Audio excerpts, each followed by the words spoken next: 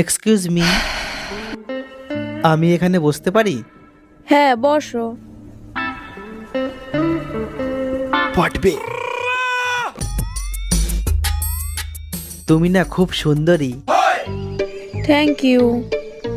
বাড়ার thank you, dose বাড়াতে হবে। দেহ ঠাকুর থাকো, সাবন না খাইয়ে বসি। দেহ ঠাকুর,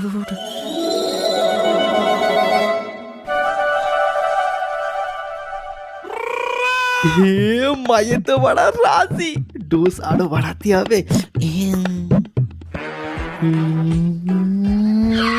এই থামো থামো থামো, তুমি এইটা করো না।